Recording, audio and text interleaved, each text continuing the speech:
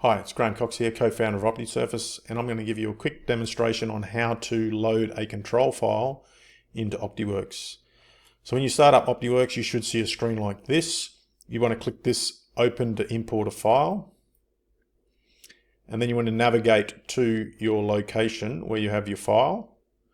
Now, if you have it on your thumb drive, you'll want to copy it off the thumb drive by doing something like you'll go to the thumb drive, you'll find the file, and you'll right click on it and you'll go copy once you've found the file, right? Copy, and then you'll go and paste it back on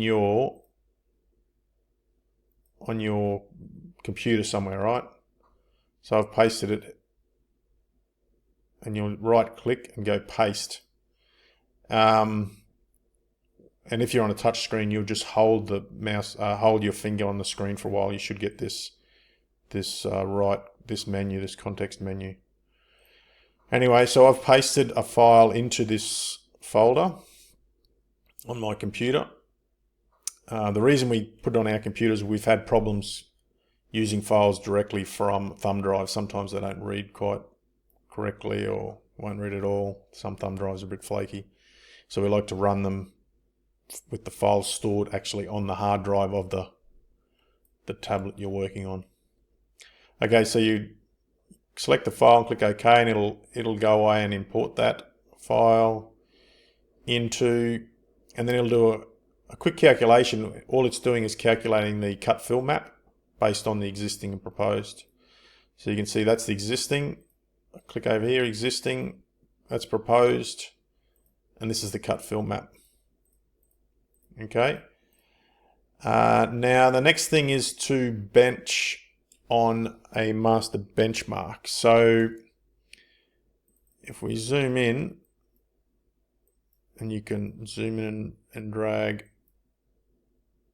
we've got a benchmark in this field. This is the black dot, the black triangle, and to line everything up,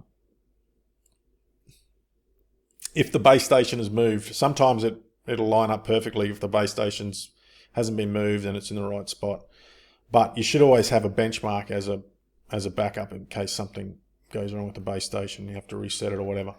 Anyway, so we have this benchmark, which is a point on the ground that we know in real life where it is. It's usually marked with some pegs or something.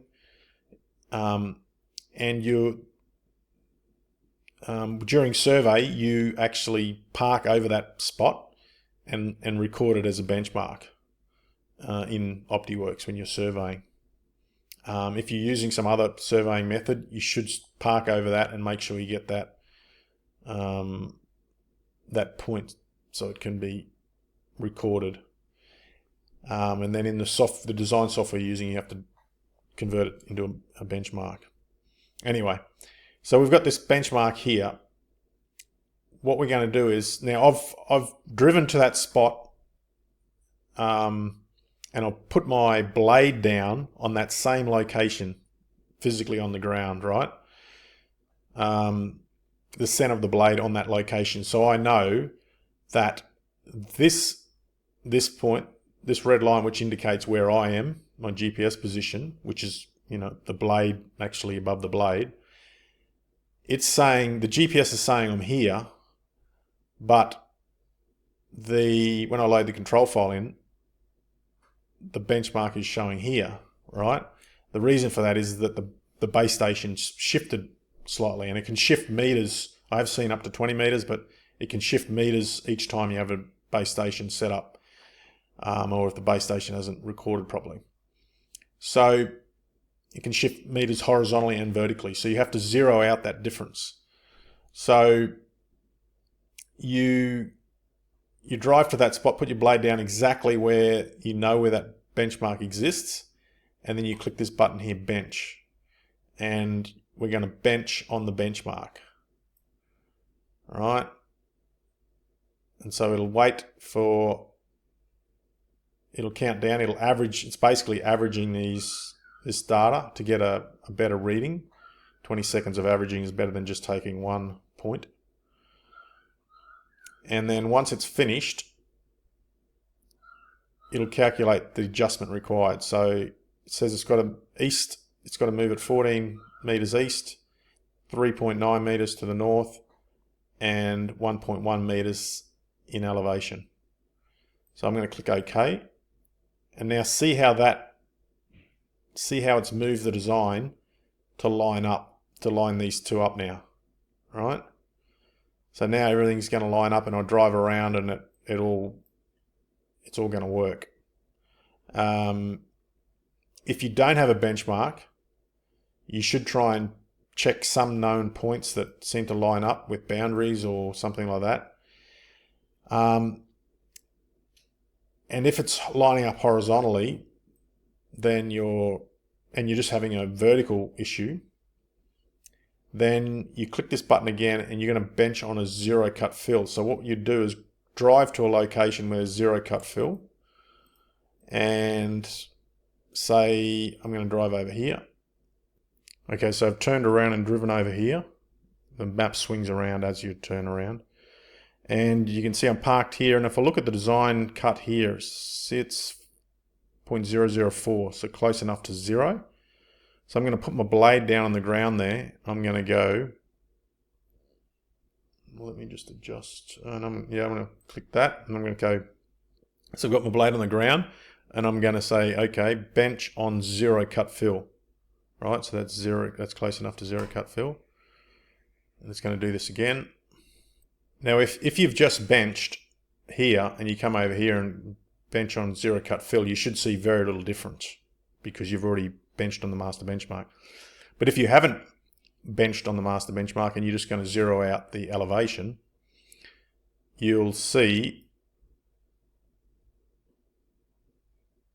okay, these numbers are from when we benched on the master benchmark before, and then this number here has been updated because we have an elevation change. If you haven't benched the master benchmark, these will be 0, 0, 0, or benched on any benchmark. Okay, so anyway, that's going to apply, virtually applying this adjustment here. And now you can see we're on zero cut fill.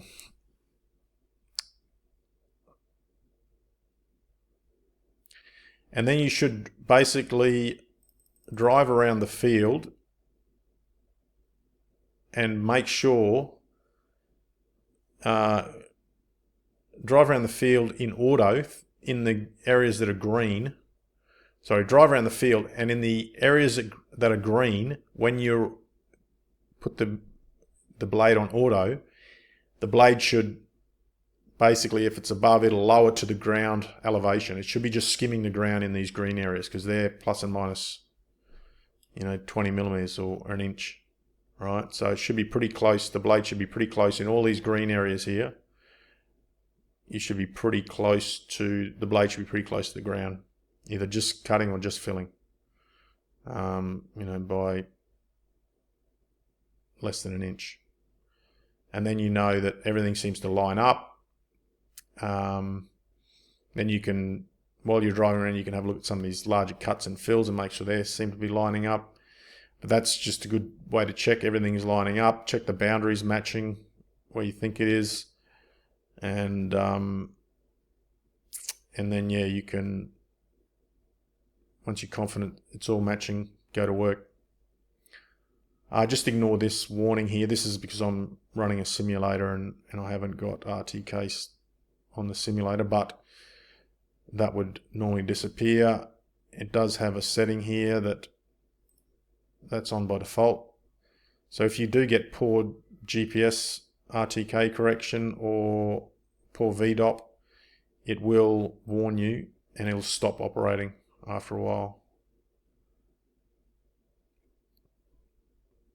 You can play with these on grade and nudge factors, which is basically, this will go green when you're on grade, and then these nudge factors over here, or these nudge buttons, will basically nudge that's a small nudge, and this is a small nudge. So that's a big nudge, that's a small nudge. So that's just turning it into big and small. So when you have a small nudge on and you click this, you'll go up 10 millimeters over here. You can see now we've lifted the design 10 millimeters and it's telling the blade to go up 10 millimeters. Now we've shifted it 20 millimeters. It's telling the blade to go up 20 millimeters. We can go down. If I go big, let me get back to 0. And then if I go big and I go up, you see it's nudged up 100 millimeters. So that's just allows you to quickly nudge the blade up and down so that it's, if it's cutting too hard and you want to shift things up, or you want to just, the earthworks aren't quite balancing, you need to nudge the design up. That's how you do it.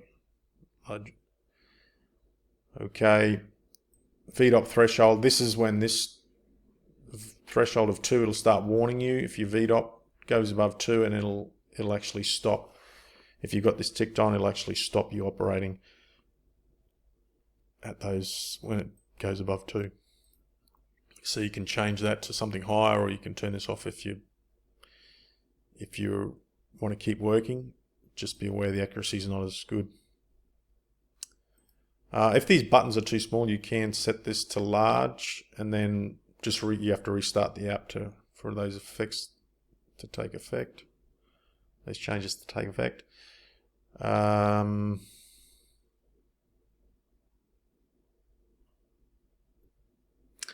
yeah, these should be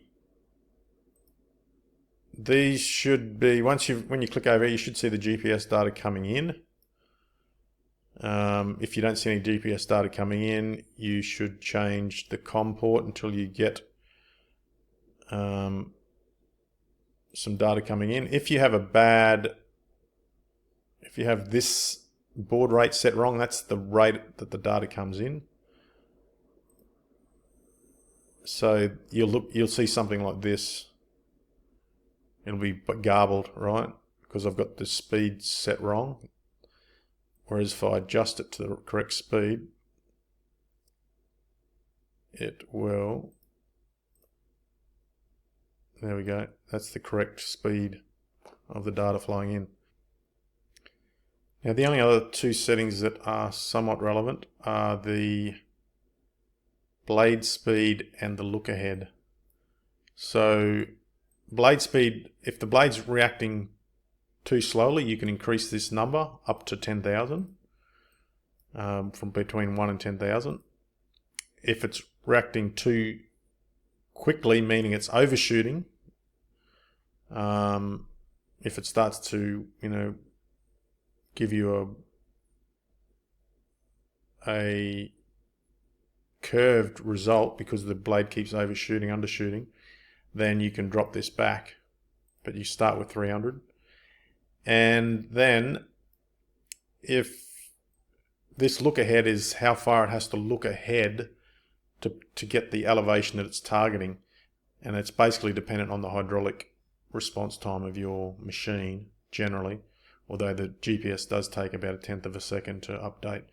So anyway, so you got the GPS and you've got the hydraulic response. If you're finding that you can speed this up, but this is a typical response time for a typical setup. But you can adjust that slightly. It should only be fractions of a second, really. And I think that's about it. Oh yeah, when you've got the machine hooked up, you can click this up and it'll send a response to the blade to go trying to go up at full speed for just 1/10 of a second or something. So make sure there's no people around the machine, and some tractors won't allow the hydraulics to actually be controlled while you're standing still anyway. But if you're traveling and you click this up, you should see the blade nudge up to move up, and then if you click this, you should move down for a bit. And if you keep holding it down, I think it does. Okay, good luck landforming, and let us know if you have any questions.